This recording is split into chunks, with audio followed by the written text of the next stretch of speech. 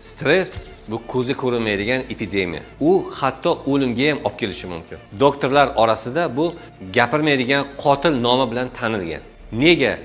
Chunki stressni o'zi emas, balki uni oqibatlari odam ichidan yemiradi. Birinchidan, yurak qon tomir kasalliklarini keltirib chiqaradi. Stress bosimni ko'taradi va infarkt va insult xavfini oshiradi. Ikkinchidan, immunitetni pasaytiradi. Organizm himoyasiz qoladi va oddiy virus ham insonning tanasini shikastlashi mumkin. Uchinchidan, ruhiy tushkunlik. Keyinchalik stress yig'ilib borib, hattoki inson o'zini umidini ham bu dunyodan uzib qo'yadi. Shuning uchun stressni oddiy charchoq deb o'ylamang. U jim holatda yurakni, immunitetni, ichki a'zolarni kasalligini keltirib chiqarishi mumkin.